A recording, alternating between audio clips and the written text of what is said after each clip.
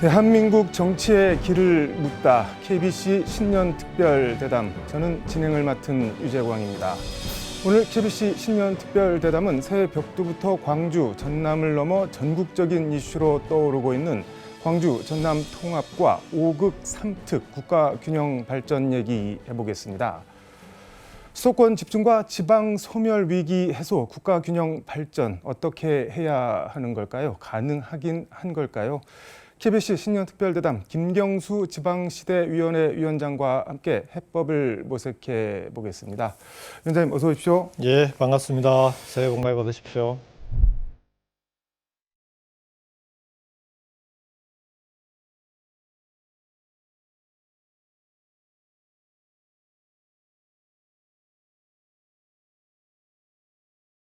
일단 오셨으니까 시청자께서 인사 말씀 예, 부탁드리겠습니다. KBC 시청자 여러분 반갑습니다. 새해 복 많이 받으시고요. 이제 이재명 정부의 국가 균형 발전, 지방 살리기가 급물살을 타고 있습니다. 그 가장 선두에 광주, 전남이 앞서가고 있는데요. 광주, 전남의 통합을 통해서 정말 수도권 이외의 지역에서도 수도권과 경쟁할 수 있는 그런 새로운 경제권, 생활권을 만드는, 그렇게 해서 지방을 살리는 2026년이 될 수 있도록 저희들도 최선을 다하겠습니다. 새해 복 많이 받으십시오. 광주, 전남 통합 얘기는 뒤하고 네. 제가 궁금한 게 있었는데 예. 지방시대위원회 위원장 이재명 정부가 출범하자마자 우리 위원장님을 임명을 했는데 예. 이유가 있을 것 같은데 뭘까요? 그게? 저는 개인적으로 네. 저한테 잘 맞는 옷을 아. 제안해 주셨다 고 생각을 하는데요. 네. 이 우리 정부의 균형 발전 정책이 5극 3특이잖아요. 전국을 5개 권역으로 나누고 수도권 1극이 아니라 5극으로 그리고 거기에 3개의 특별자치도 강원, 전북, 제주로 3개 특별자치도라는 5극 3특인데 쉽게 얘기하면 권역별로 메가시티를 만들어 보자. 수도권처럼 네. 비수도권도 그런 건데 이제 우리나라에서 이제 메가시티 정책은 부울경 메가시티를 네. 제가 제일 먼저 제안을 했었고 이제 그 부울경 메가시티 정책이 따지고 보면 대선을 거치면서 이재명 후보의 5극 3특 정책으로 전국적으로 확대가 된 거죠. 그래서 아무래도 이제 처음 5극 3특이라고 하는 권역별 네. 초강력 정책, 메가시티 정책이 처음 추진한 정책이니까 아무래도 처음 제안했던 사람이 이걸 어떻게 하면 좋을지 설계도, 로드맵도 만들고 초반에 추진 체계라든지 이런 걸 좀 만들어 달라. 아마 이런 취지로 저한테 맡기신 거 아닌가 싶습니다. 메가시티 5극 3특 네. 저작권이 그럼 위원장님한테 있는 아무래도 거네요? 이제 저작권을 따지자면 네. 부울경 메가시티부터 시작됐다고 볼 수 있습니다. 예. 근데 지방시대위원회라는 게 네. 아무튼 지방시대를 여는데 네. 국가 균형 발전을 하는데 위원장님 역할이 막중하다. 지방시대위원회가 이제 그런 네. 균형 발전의 컨트롤 타워 역할을 해야 된다. 그리고 그렇게 네. 지금 현재까지는 그런 역할들을 해나가고 있다. 이렇게 볼 수 있습니다. 바로 광주 전남 네. 통합 얘기 해보겠습니다. 지난 금요일 대통령께서 광주 전남 의원들, 광주시장 예, 그리고 전남지사 청와대로 초대해서 오찬을 함께하면서 필요한 건 다 도와주겠다. 이번에 꼭 통합하시라 이렇게 얘기를 예. 했는데 저는 궁금한 게 대통령이 왜 이렇게 여기에 관심 의지가 있는 걸까요? 5극 3특이 네. 이제 5개 권역이잖아요. 네. 그러니까 수도권, 충청권, 광주, 전남권, 그리고 부울경, 대구, 경북인데 네. 이게 이제 권역별로 수도권처럼 경제권과 생활권을 만들어야 되는데 네. 수도권은 오랜 기간 축적해서 이런 하나의 권역이 된 거 아닙니까? 근데 비수도권 지역이 네. 권역별로 수도권처럼 산업과 경제가 하나로 묶이고 교통망을 통해서 생활권이 하나로 묶이고 하려면은 빠른 시일 내에 이 사업들을 추진을 해야 되는데 네. 사실은 그래서 이제 가장 바람직한 건 행정통합이죠. 근데 행정통합을 통해서 하나의 권역이 만들어지면 제일 빠른데 네. 그동안에 보면 행정통합이 잘 쉽지가 않거든요. 특히 시도 간의 행정통합은 네. 지금까지 성공한 적이 없습니다. 왜 그런 건가요? 그러니까 대구, 경북이 2019년에 네. 시도 행정통합을 합의를 했습니다. 근데 아직까지 통합이 이루어지질 못해요. 이유가 네. 늘 악마는 디테일에 있다고. 아. 예를 들면은 아주 작은 문제들이 이제 통합 과정에서는 엄청 커지는 건데 뭐냐 그러면은 자, 통합을 했는데 그러면은 그 통합시청의 본청을 어디다 둘 거냐? 대구에 둘 거냐? 안동에 들어가요. 그 다음에 통합을 했을 때 대구시와 대구시에 있는 자치구들과의 관계, 예를 들면 도시계획권은 구에 있거든요. 네. 근데 대구시에 있죠. 근데 경북도의 경우에는 각 시군이 도시계획권을 다 갖고 있습니다. 자, 그럼 통합을 했는데 통합 시도가 도시계획권을 갖느냐 마느냐. 그럼 이제 이 자치구나 시군들은 네. 기존하고 달라지는 데 대해서 또 반발을 하는 거죠. 왜냐하면 거긴 또 기초단체장들이 또 별도로 뽑혀서 이제 독자적으로 또 운영이 되지 않습니까? 그러다 보니까 이제 그런 문제들이 하나하나 부딪힐 때마다 자초를 하는 거예요. 네. 왜냐하면 시도가 나눠져 있을 때는 다 협의해야 되잖아요. 그 권역 안에 하나의 산업을 육성을 해야 되는데. 그러니까 그런 거를 관심을 왜 광주 전남 통합에 대통령께서 원래는 이제 대전 충남이 네, 앞서갔잖아요. 그래서 이제 대전 충남을 드라이브를 세게 걸었고, 네. 이제 대전 충남은 대전시와 충남도가 중심이 돼서 그동안 추진해왔고 그 내용을 마지막 단계인 국회 특별법까지 제출을 해놓은 단계입니다. 네. 그런데 문제는 이 추진 과정에 민주당 국회의원들하고 협의를 안 한 거예요. 대전 거기 충남은 지자체장이 국민의힘이니까 그렇죠. 시의회, 도의회도 다 국민의힘이 다수가 하니까 거기 동의만 받고 국회의원들하고는 아무런 협의가 안 돼 있어서 민주당 의원들이 약간 뜰뜨름하게 이제 빠져 있었는데 대통령께서 그럴 필요가 뭐가 있냐. 오히려 의원들이 직접 먼저 나서서 네. 국회에 제출되어 있는 특별법을 확실하게 검토해서 이건 가능한 방안을 찾아보자. 이렇게 해서 대전 충남도 급물살을 타기 시작을 했고요. 이렇게 쉽게 이해하면은 네. 지자체장이 정부 청와대와 합도 맞고 국회의원들과도 합이 맞아야 되니까 법을 그렇죠. 제정해야 되니까 그래서 그래서 광주 사실은 전남인 통합 건가요? 과정은 마지막은 이제 특별법을 제정해야 되는데 네. 광주 전남이 그래서 그런 연합체를 구성하는 데 진통이 좀 있었습니다. 왜냐하면 전남에 이제 동부와 서부 간의 갈등도 있고 하니까 그걸 어렵게 도의회를 설득해서 네. 합의가 됐죠, 연말에. 연합을 합의했는데 그러면 통합을 못할 이유가 뭐가 있냐. 이제 대통령께서 제안하시고 당하고도 협의하고 해서 그러면 광주 전남도 대전 충남처럼 이 기회에 통합으로 가고 오히려 그러면은 통합만 할 수 있으면은 그러면 균형발전 사업이나 5억 3특에 연계된 사업들을 추진하기는 훨씬 쉬워지는 거죠. 그다음에 그 정부 입장에서도 가감하게 네. 지원할 수도 있고 그러면서 이제 급물살을 타게 된 거죠. 근데 좀 무식한 질문 같아 예. 보이기는 하는데 단도직입적으로 물어보면은 광주 전남 왜 통합을 해야 되는 거? 통합하면 뭐가 좋은 건가요? 통합을 안 했을 때 생기는 문제를 먼저 설명을 드릴게요. 네. 지금 최근에 왜 국가 AI 산업 육성 네. 관련해 가지고 광주에는 국가 AI 데이터 센터가 먼저 들어와 있지 않습니까? 그래서 AI 실증 사업도 하는데 얼마 전에 국가 AI 컴퓨팅 센터라고 이것도 이제 관련된 시설인데 이건 또 전력도 많이 먹고 네. 여러 가지 이제 국가 AI와 관련된 센터인데 네. 이걸 어디로 보낼지를 놓고 광주와 전남이 경쟁을 합니다. 그래서 전남이 가져가요. 네. 광주와 전남이 이제 따로따로 가져간 거 아닙니까?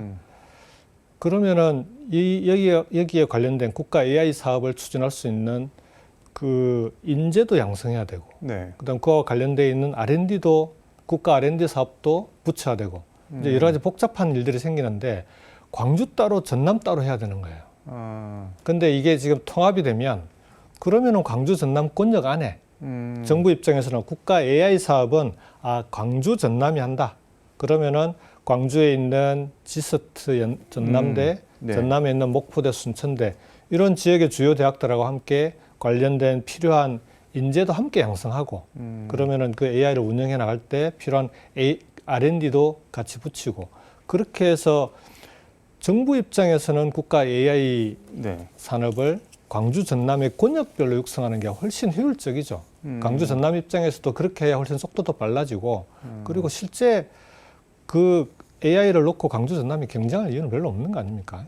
그래서 이제 그런 일종의 지금으로 보자면은 권역별로 제일 중요한 게 그 권역의 전략 산업 성장 엔진을 뭘로 육성해 나갈 거냐가 제일 중요한데 네. 그 성장 엔진을 육성하기 위한 기업의 투자 유치 이런 것들을 해 나가려면 권역으로 묶여 있어야 광주 전남이 통합돼 있어야 기업 입장에서는 이게 보니까 인재 양성이나 이런 건 아무래도 광주가 뭐 여러 가지 서비스도 이제 대도시니까 네.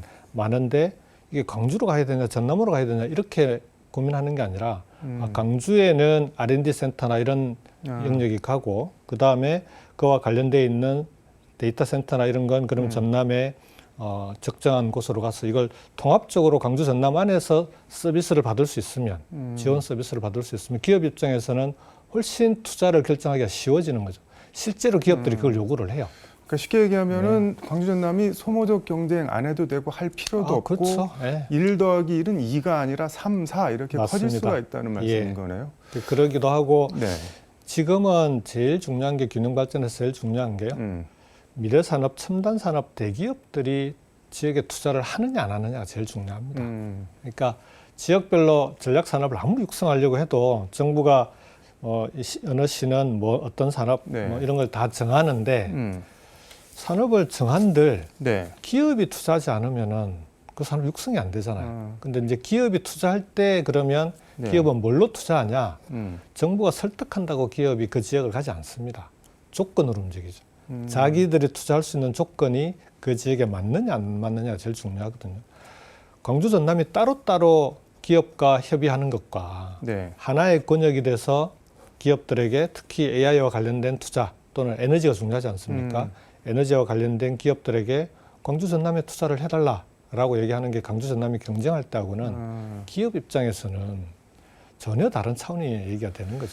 그러니까 기업이 올 수 있는 투자할 수 네. 있는 조건을 만드는데 전제가 되는 게 광주 전남 통합이다. 반드시 필요합니다. 그러니까 통합이 어려우니까 일단 연합이라도 해서 오게 만들자라고 했던 건데 연합보다 통합을 할 수 있으면 네. 훨씬 빨라지는 거죠. 근데 우리가 뭐 통합하는데 지금 광주 전남은 특별 광역 연합과 행정 통합 논의가 동시에 진행되고 맞습니다. 예. 이게 무슨 말인가요? 말이 어려운데. 제가 처음 말씀드렸던 대로 네. 이제 통합 논의가 광주 전남도 오랫동안 해왔는데 네. 그 동안에 보니까 지난해까지만 해도 통합 논의가 전혀 진행이 잘 안 되는 거예요. 자, 그래서 그러면은 정부의 5억 3특 권역별 사업을 추진해 네. 나가야 되는데 그 권역별 사업을 광주 전남에서는 그러면은 이걸 담을 수 있는 그릇이 필요하지 않습니까? 네. 시도를 따로따로 둘 게 아니니까. 그러면 통합 이전에 네.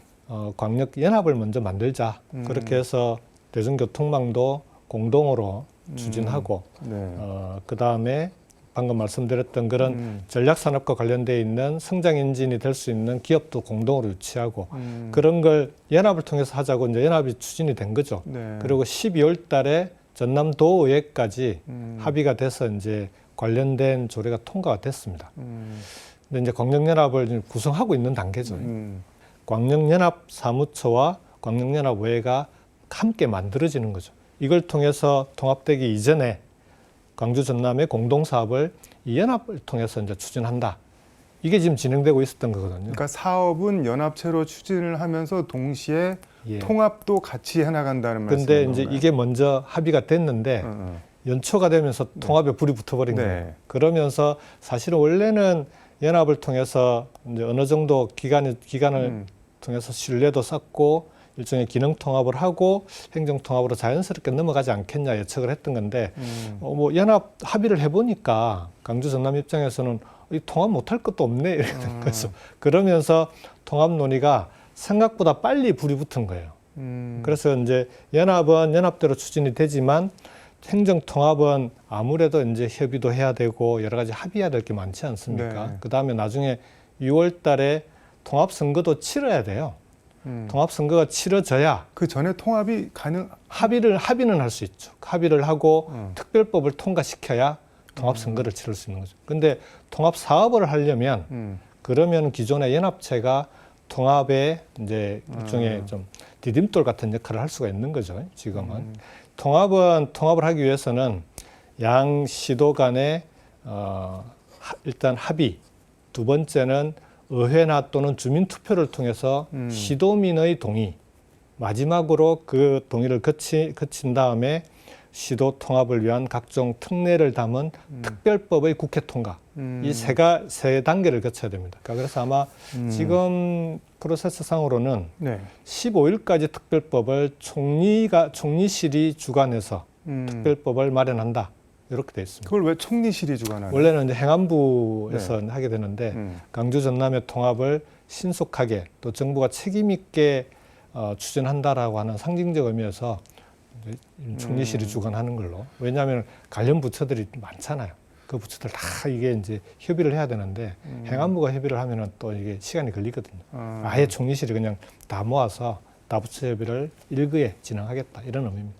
그게 언제 총리실 소관으로 넘어갔나요? 그러면? 지금 총리실 소관이 아니라 이제 네. 총리실이 계속 함께 다뤄왔죠. 대통령실, 총리실, 행안부, 정리를 그렇게 지방시대위원회가 한 건가요? 공동으로 요 행정통합은 다 관련 부처들입니다. 근데 이제 각각의 역할들을 해 나가는데 이번 같은 경우에는 네. 강주 전남은 신속하게 추진하기 위해서 대통령실은 지원하고 총리실이 이제 키를 쥐고 추진해 나가고 있는 거죠. 이게 김윤석 총리가 광주 전남 통합이 안 되거나 어려워 보이면은 그래 우리가 법안 발의할게 이렇게 하시진 않을 것 같은데 이게 된다고 봐야겠네요. 그러면 통합의 핵심은 네. 시도민들의 동의가 기본입니다. 그래서 지금 이제 제일 중요한 건 네. 이 통합 과정에서 이제 세 가지 소통이 필요합니다. 이게 소통이 제일 중요해요. 네. 그 소통을 통한 합의가 중요한데 우선은 중앙부처 간의 소통과 합의. 왜냐하면 뭘 지원할 건지 이런 게 있고, 그러니까 중앙부처와 지방정부 간의 소통과 합의. 그 다음에 지방정부들 간의 소통과 합의, 시도 간의. 그리고 지역 주민들과의 소통과 합의. 이 세 가지가 다 필요한데 이 중에서 제일 중요한 게 지역 주민들의 동의 없이는 불가능하지 않겠습니까? 근데 다행히 강주 전남 지역은 여론조사 결과를 보면 최근의 여론조사 결과가 강주 시민의 67%, 전남도민의 70%가 동의하는 것으로 그렇게 결과가 나와 있기도 합니다. 뭔가 확실한 컨트롤 타워만 있으면은 될 수 있다는 뜻으로 들리네요. 저는 강주 전남이 제일 가능성이 높은 지금으로서는 행정통합의 가능성이 제일 높다고 볼 수 있습니다. 근데 6월 지방선거 전에 통합법이 통과가 된다고 치고 예. 일단 통합이 어떻게 보면은 끝이 아니라 새로운 시작인 시작이죠. 거잖아요. 그러면은 네. 이게 시너지 효과를 내고 통합 자체가 실질적인 권한, 경쟁력 이런 거를 가지려면은 뭐를 어떻게 해야 되는 건가요? 제일 중요한 건 네. 그러니까 재정, 음. 그 재정을 어떻게 할 거냐. 그 다음에 네. 그러니까 하나의 경제권을 어떻게 만들 거냐. 마지막에 생활권을 어떻게 만들 거냐 네. 이렇게 되는 건데요. 대통령께서 이제 강주 전남 지역 그 의원들을 만났을 때 네. 세 가지 원칙을 얘기를 하셨어요. 첫 번째, 가감한 재정 지원을 하겠다. 대규모의 재정 지원을 확대하겠다. 두 번째, 지금 2차 공공기관 이전이 준비 중이지 않습니까? 통합을 먼저 하면 공공기관 이전도 우선권을 주겠다. 필요한 거 먼저 뽑아 네. 먹어라 뭐 그런 말씀이면 말이 좀 저렴한데. 그 부분은 이제 네. 구체적인 건 더 협의를 해야 되겠지만 어쨌든 우선권이라고 하는 게 그런 의미 아니겠습니까? 세 번째가 네. 전략 산업 그리고 성장 엔진을 만들어 나가는데 산업과 기업을 유치하는 데 있어서도 네. 시도 행정통합이 먼저 이루어진 데 대해서는 반드시 기업이 유치될 수 있도록 적극적으로 지원하겠다. 관련 산업에 대해서.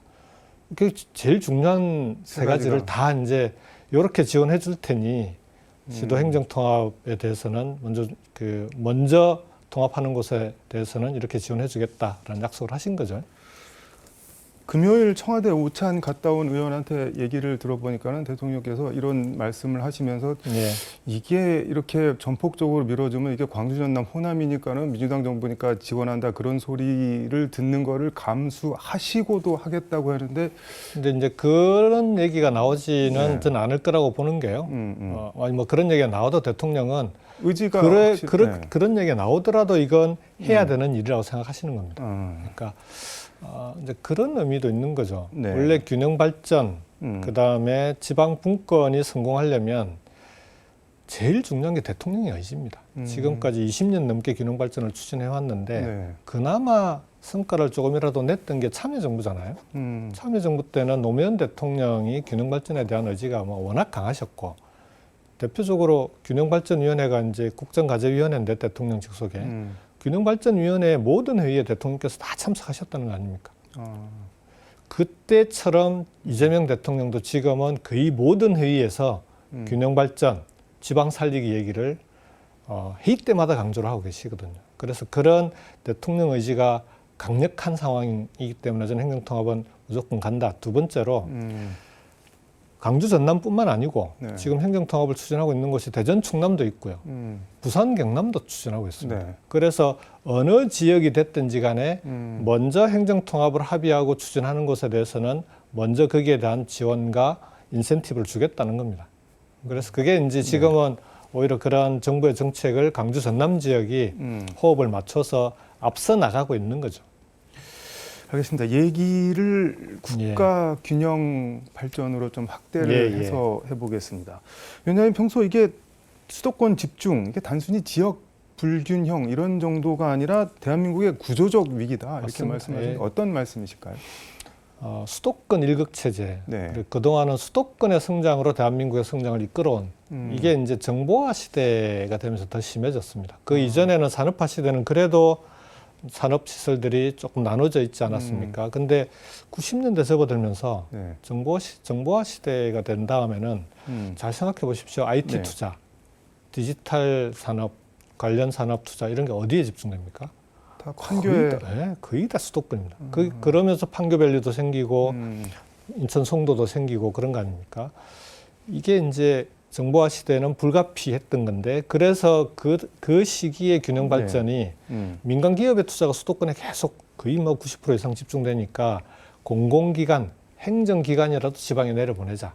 그렇게 해서 혁신도시 세종시가 생긴 거거든요. 근데 그건 한계가 있는 거죠. 근데 이게 AI 시대로 접어들면서 상황이 좀 바뀌었어요. 어떻게 해요? AI 인프라들이 지금 어디로 들어가고 있습니까?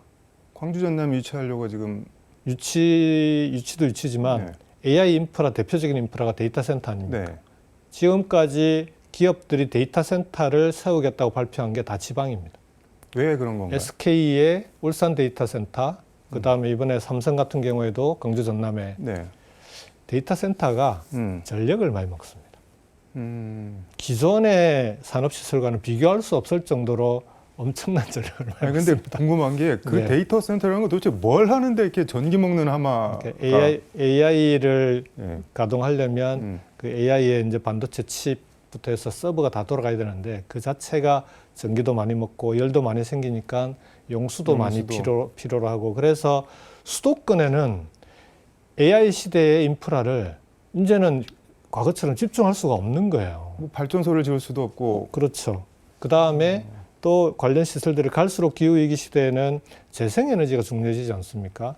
재생에너지가 많은 곳을 찾아갈 수밖에 없는 거예요. 그래서 이게 AI 시대가 되면서 기업들도 과거와는 다르게 과거에는 거의 뭐 모든 그 투자를 수도권으로 집중했던 건데 이제는 전력이 풍부한 곳, 재생에너지가 풍부한 곳을 찾아가게 되는 그런 이제 새로운 이제 시대적인 전환기가 만들어진 겁니다. 그러면서 이재명 정부의 5국 3특 균형 정책과 이게 딱 어찌 보면은 융합이 된 거죠. 맞으면서 이 시기에 AI 시대에 확실하게 그럼 권역별로 제대로 된 경제와 산업을 지방에 한번 육성해보자.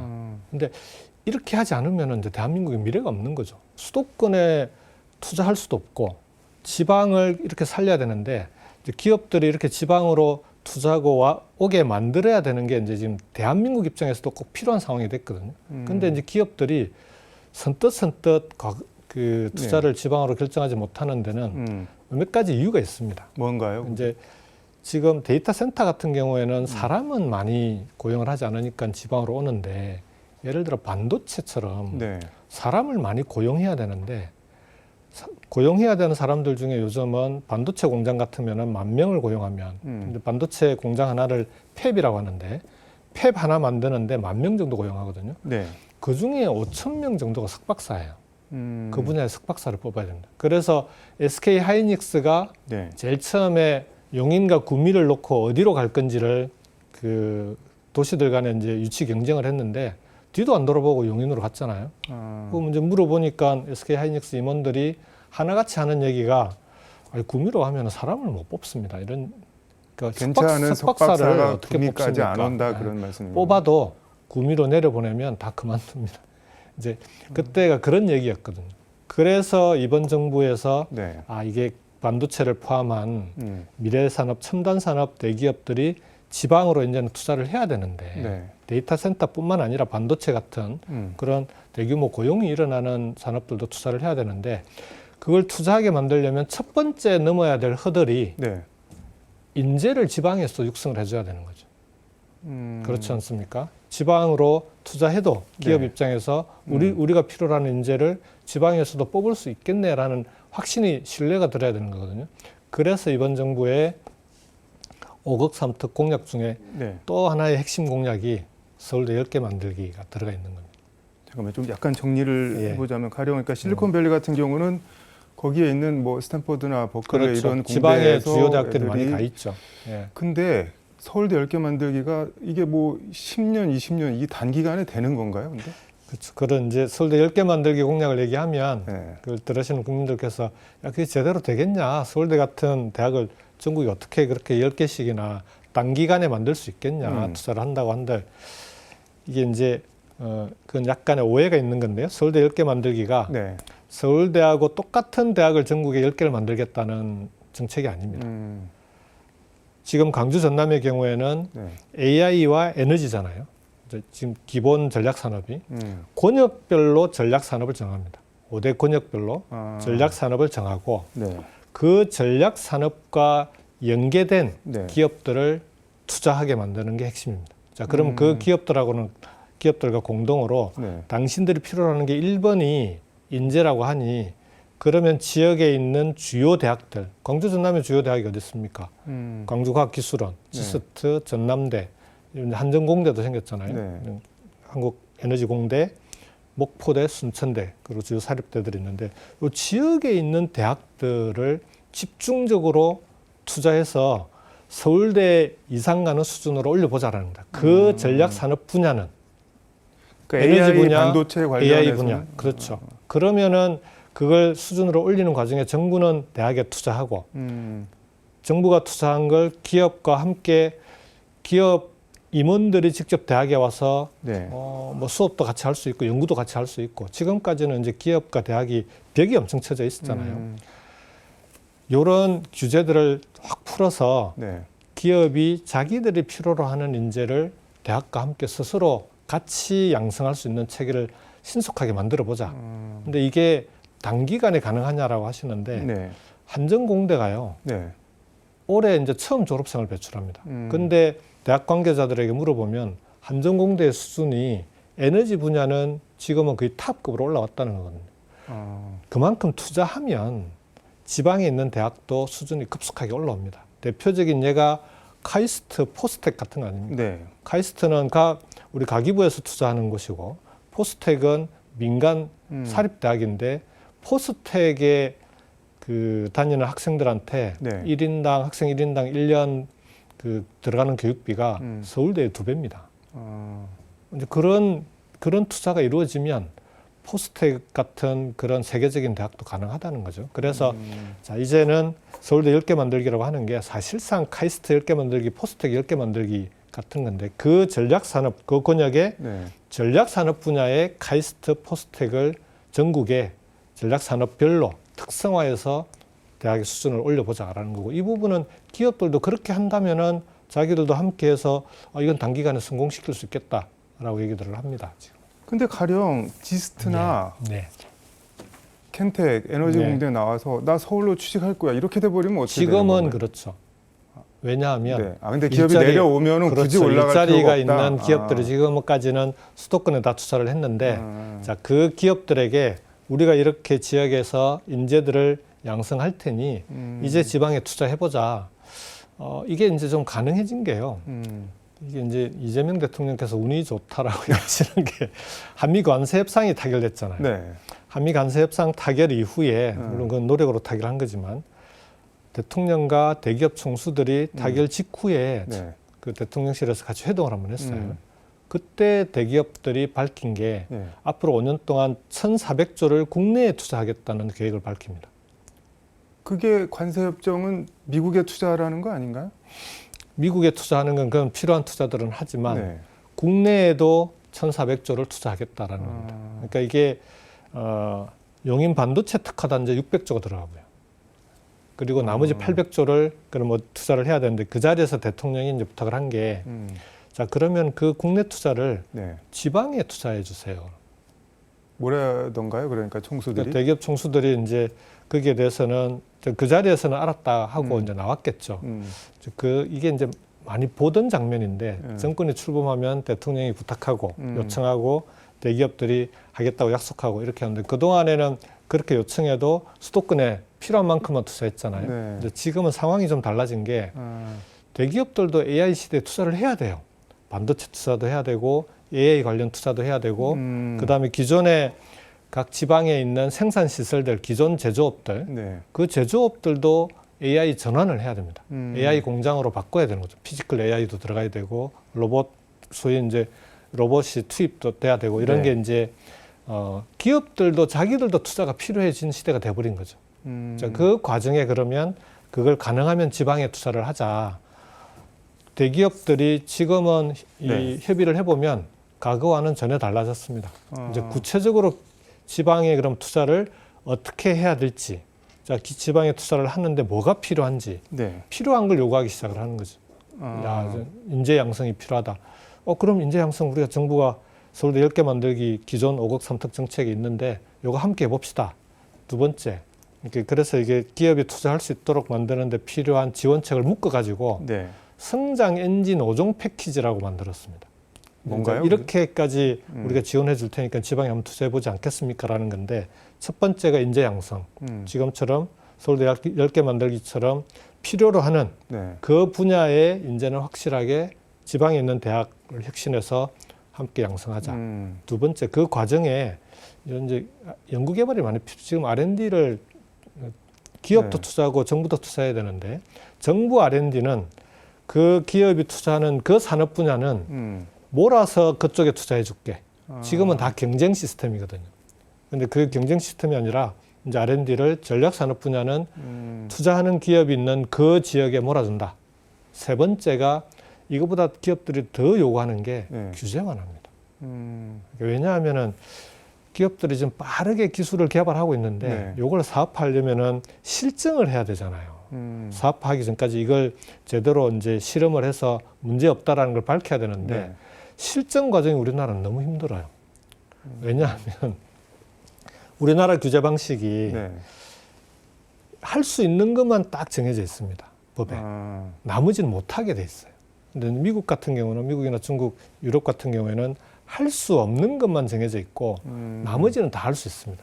이게 이제 어떤 차이가 있냐 그러면 자율주행차 기술을 개발했는데 네. 이걸 실증하려고 하니까 이게 기존에 없던 거 아닙니까? 우리나라는 다 다니면서 이걸 실험하려면은 인허가를 다 받아야 되는 거예요. 그래서 이제 규제 특구를 좀 만들어 달라 이렇게 요구하는 거고 외국 같은 경우에는 이게 새로운 실험이니까 할 수 있는 거죠. 하다가 문제가 생기면 정부하고 협의해서 규제를 만드는 방식이니까 바로바로 실증을 할 수 있는데 우리나라는 인허가를 받아야 되니까 이게 이제 어려운 거거든요. 그래서 이 규제 문제를 좀 풀어달라는 게 제일 큰 요구입니다. 그래서 이재명 대통령이 그러면 이건 대통령이 직접 책임지고 필요한 규제를 풀어주겠다. 그것도 기존의 자율주행차 규제를 푸는 방식이 도시 하나를 정한 다음에 그 도시 전체도 아니고요. 네. 그중에 도로 몇 개 정한 다음에 거기만 왔다 갔다 할 수 있도록 풀어주는 방식이었거든요. 이번에는 아예 메가 특구로 특별법을 만들어서 메가 특구로 지정해서 네. 광역 단위로 규제를 확실하게 열어줄게. 이제 여기까지 얘기를 하니까 지방에 투자하면 그렇게 만들어주겠다고 하니까 수도권은 그렇게 규제를 풀기가 쉽지 않잖아요. 그러니까 기업들이 그러면 우리가 생각해 보겠다라는 겁니다. 이제 여기에 네. 재정 세제도 지원해주고 재정과 세제도 지원해주고 재정 세제 지원은 규모가 작으니까 대규모 투자들을 해야 되는데 거기에 필요한 투자가 부족하면 국민 성장 펀드를 만들어서 150조를 만들지 않았습니까? 국민 성장 펀드에서도 필요한 투자금을 지원해 줄게. 그렇게 해서 5종 세트입니다. 인재, R&D 규제, 재정 세제, 펀드. 5종 패키지로 지방에 투자하면 필요한 건 다 도와줄게 이런 겁니다. 그래도 지방에 투자 안 할래? 그러니까 기업들이 정부의 의지가 확고하구나, 대통령의 의지가 확고하구나라고 이제 지금은 어느 정도 좀 신뢰도 생기고 하면서 지방에 대한 투자를 적극적으로 검토하고 있는 단계 이렇게 보시면 되겠습니다. 이재명 대통령이 남부 반도체 벨트 맞습니다. 구축 예. 강조하셨는데 이게 지금 다 그런 맥락에서 나오는 그렇죠. 말씀인가요? 이게 이제 용인에 반도체 특화 단지가 만들어지고 있는데 우선은 반도체 그 단지가 한 곳에만 집중이 되면 기업도 문제가 있고 국가도 문제가 있습니다. 왜 문제가? 대만에 TSMC가 있잖아요. 네. TSMC는 대만의 북부, 중부, 남부 세 군데에 공장을 흩어놓고 있습니다. 왜 그렇게 하는 건가요? 천재지변, 기후위기, 또 안보상의 테러 위협 이런 문제가 생겼을 때 한 곳에 몰아놓으면 계란을 한 바구니에 담아놓으면 어떻게 되겠습니까? 문제가 생겼을 때 국가의 반도체 산업 전체가 흔들려 버리거든요. 그래서 국가적으로 이건 분산시키는 게 특히 반도체 같은 전략 산업에서는 되게 중요합니다. 근데 이제 그동안에는 그 인재도 뽑아야 돼. 석박사를 수도권 아니면 못 뽑는다고 하니까 용인 좀 멀리 가면 평택 뭐 이런 정도였는데 이제 그게 아니라 뭐 지방에서도 인재를 키워주겠다고 하니 그러면은 이제는 반도체도 전국에 적절하게 특성에 맞게끔 육성하는 게 맞지 않냐. 남부 반도체 벨트는 광주 전남 지역은 반도체 산업에서 네. 국가 AI 산업을 육성하고 그 다음에 재생에너지가 풍부하기 때문에 네. 반도체 패키징에 에너지가 많이 들어가거든요, 전력이. 반도체 패키징에는 오히려 광주 전남이 훨씬 유리하죠. 왜냐하면 반도체도 앞으로 아리백을 달성해야 되는 대표적인 품목인데 광주 전남만큼 그걸 제대로 할 수 있는 여건이 가장 앞서 있는 곳이 여기만 한 데가 없지 않습니까? 그러면 광주 전남에 그런 투자가 되게 해야 되는 거 아니냐. 이걸 이제 그 반도체 기업들하고 협의를 하고 있는 거죠. 아무튼 5극 3특 1호로 광주 전남이 통합이 되면은 위상은 확실히 올라가겠네요. 지금으로서는 네. 사실은 AI 시대에 제일 중요한 게 전력과 재생에너지인데 광주 전남이 그런 점에서는 전국적으로 가장 뭐 강점을 가지고 있다 이렇게 말씀드릴 수 있고 그 와중에 또 이걸 추진해 나갈 수 있는 시도 간의 협력이 되게 중요한데 광주 전남 지역이 연합도 빨리 합의하고 이어서 바로 행정통합까지 합의하면서 어쩌면 지금 그 5극 3특 이재명 정부의 균형발전 정책에서는 광주 전남이 가장 앞서가는 선두주자가 된 셈이죠. 혹시 뭐 풀어야 될 과제나 이거는 빨리 해소를 하는 게 좋다 그런 게 있을까요? 그러니까 광주 전남 지역에서도 이제 권역별로는 하나가 될 수 있는데 또 안으로 들어가 보면 전남 같은 경우는 동부와 서부에 또 격차가 좀 있습니다. 차이가 있고 이제 그 다음에 이번에 이제 집중되고 있는 게 아무래도 이제 서남권 중심으로 여러 가지 투자들이 계속 얘기가 나오니까 동부 지역 같은 경우에는 기존 산업, 석유화학 산업이 구조조정을 강하게 지금 들어가 있고 그러면서 이제 실제로 여수, 광양 산단이 되게 힘들거든요. 그러니까 동부 지역은 그로 인한 또 소외감이나 이런 걸 느낄 수 있는 그런 이제 묘한 또 그 긴장 관계가 있는 거죠. 이제 이런 걸 권역 안에서 잘 조정해 나가야 되는 거죠. 그래서 전남 동부 지역, 그 다음에 광주를 포함한 서남권이 어떻게 역할 분담을 해 나가면서 각각에 맞는 산업의 투자와 전략 산업들 육성해 나갈 건지 이런 것들을 소통을 통해서 잘 합의해 나가는 게 지금으로서는 시도민들의 동의를 통해서 통합을 추진해 나가야 되는데 그런 점에서는 이런 걸 배려하는 것이 되게 중요하다 이렇게 볼 수 있습니다. 지금 위원장 맡으신 지 한 7개월쯤 지난 것 같은데 제가 7월 10일 날 취임을 했으니까 이제 딱 6개월 지났습니다. 말씀 잠깐 들어봤는데도 뭐 정말 많은 일을 하셨고 앞으로 하실 것 같은데 6개월 돌아봤을 때 뭐 좀 쑥스러우시겠지만 이거는 그래도 우리가 지금 잘 하고 있다. 그런 게 어떤 게 있을까요? 소개 좀 해주시죠. 위원장을 이제 저한테 이제 제안하시면서 대통령실에서 요청한 게 5극 3특이 처음 가는 길이니까 이게 어떻게 가야 될지 전략 설계도 일종의 로드맵이 필요하고 그다음에 그 로드맵에 따라서 추진할 수 있는 추진 체계가 만들어져야 되잖아요. 이게 이제 제일 중요한 요청 사항이었습니다. 그래서 로드맵은 9월 30일 날 그 전에 국무회의까지 거쳐서 정부 정책으로 확정을 했고요. 그 이후에 이제 추진 체계를 만드는 과정이 우선은 중앙 부처들도 이게 개별 부처들이 다 따로따로 사업을 하는데 균형 발전과 관련된 사업은 5극 3특 정책은 그것대로 이제 다 부처 협의를 해야 됩니다.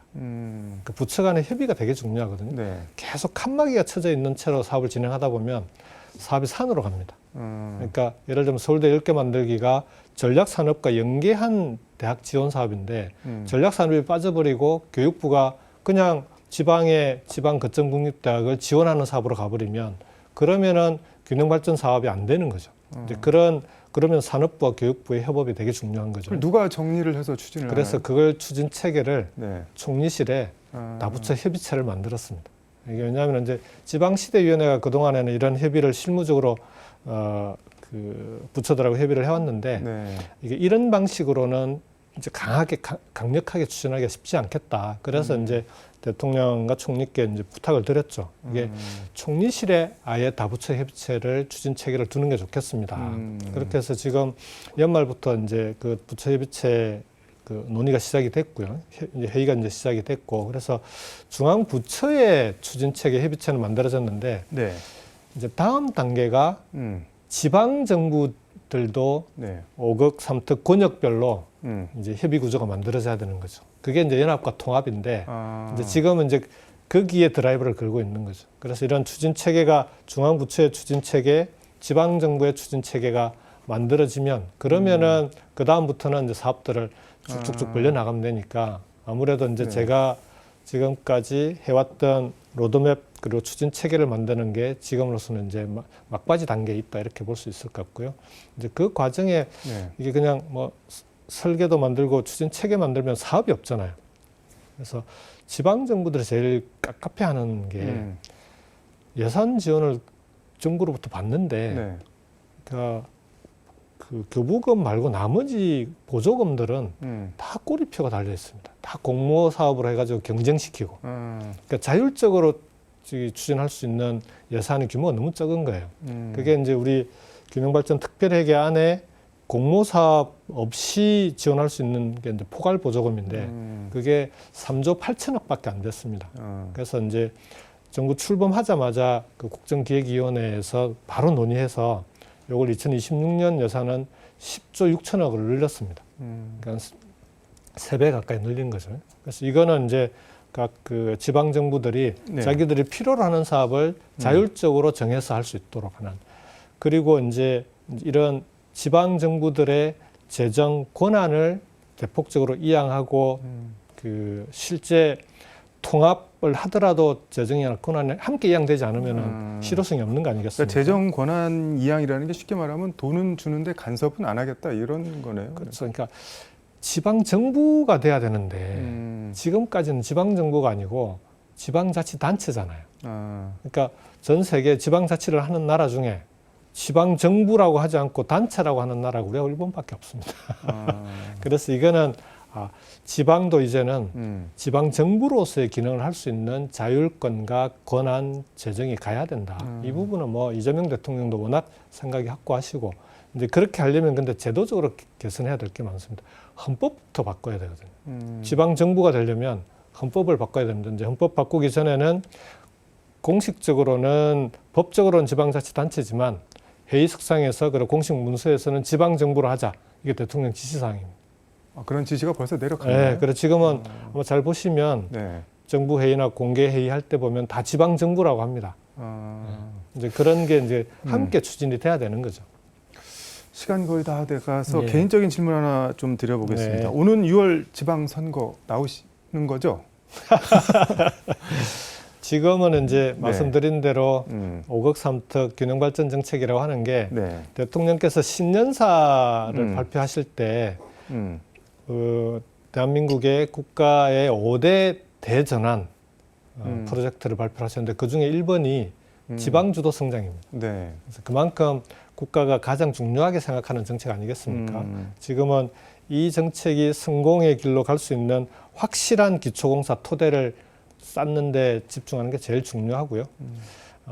그렇지만 이게 이제 제가 부울경 메가시티로부터 시작해서 네. 여기까지 온 정책인데 이게 이제 정부의 정책으로는 어느 정도 그림은 그렸고 지금부터는 현장에서 실제 성공 모델을 만드는 게 제일 중요하거든요. 그래서 이제 부울경이 그런 점에서는 실험들을 여러 번 거쳤었고 여러 가지 조건이나 이런 부분도 부울경에서 부울경 메가시티 또는 권역별 발전이라고 하는 것들을 추진해 나갈 수 있는 여러 가지 조건들이 있기 때문에 불경 메가시티를 성공시키는데 제가 해야 될 역할이 있다면 그 부분은 어떤 역할이든지 마다하지 않겠다 이렇게 말씀을 드리고 있습니다.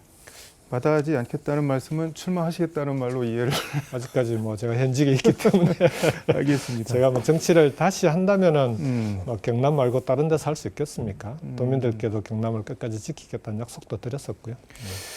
2011년부터 사람 사는 세상 노무현재단 상임 운영위원 지금까지 쭉 계속 네. 해오고 있는데 노무현을 보면서 사람과 정치를 배우고 시작을 하셨을 텐데 네. 정치인 김경수가 보고 싶은 세상, 만들고 싶은 세상 그런 거는 어떤 걸까요? 저는 늘 지금의 사회적인 갈등, 그다음에 대립, 그리고 우리나라의 10대 자살률이 OECD 국가 중에 가장 높습니다. 그다음에 계속 늘어나고 있고요. 이제 이런 국가는 경제적으로 성공했는데 거기서 살아가는 국민들은 그렇게 행복하지 않은 것 같아요. 왜 그래서 그럴까요? 이 이유가 뭘까? 네. 그게 제가 생각할 때는 역시 격차인 것 같아요. 양극화와 불평등이 만들어내는. 그래서 이제 3대 격차가 경제적인 격차가 있고 두 번째가 지역 격차입니다. 이게 이제 균형 발전이 필요한 이유고요. 세 번째가 이제 남북 간의 격차가 만들어내는 문제들이 있는 건데 그래서 이런 격차를 해소해내는 것이 지금으로서는 정치가 풀어야 될 3대 격차 해소가 가장 중요한 정치적 과제 아닐까. 그 중에서 저는 이제 그 중에서도 가장 시급한 게 수도권 집중이라고 하는 게 경제적 격차까지 함께 만들어내고 있기 때문에 이 문제를 가지고 이걸 같이 풀어나가는 게 중요하겠다. 그래서 지금 이제 균형 발전에 사실상 올인하고 있는 거죠. 예. 시간이 다 돼서 시청자께 강조나 당부하시고 싶은 말씀, 마무리 말씀 듣도록 하겠습니다. 2026년은 대한민국이 이제 정말 어느 지역에서나 어디에 살든지 간에 골고루 잘 사는 그런 균형 있는 성장의 원년이 돼야 된다라고 생각합니다. 그 균형 성장의 가장 선두에 강주 전남이 앞서가고 있는데요. 강주 전남이 앞장서서 대한민국의 균형 성장 원년을 성공적으로 만드는 그런 새해를 함께 만들어 갔으면 좋겠습니다. 새해 복 많이 받으십시오. 고맙습니다. 위원님 오늘 말씀 잘 들었습니다. 고맙습니다. 네, 고맙습니다. 오늘 KBC 신년 특별 대담은 김경수 지방시대 위원장과 광주 전남 통합 5급 3특 국가균형 발전 얘기 나눠봤습니다. KBC 신년 특별 대담 KBC는 조국혁신당 대표 김종인 전 비대위원장, 이준석 개혁신당 대표, 김진표 전 국회의장, 조갑제닷컴 대표, 김민석 국무총리, 그리고 오늘 김경수 지방시대 위원장까지 정관계, 언론계 7분을 모시고 대한민국 정치의 길을 묻다. 정치는 어떠해야 하는가? 대한민국이 나아갈 방향과 길에 대해 성찰하고 모색해보는 시간을 가졌습니다. 정치는 정치인이 아니라 국민이 하는 것이다. 이재명 대통령이 평소 강조하고 즐겨 하는 말이라고 합니다.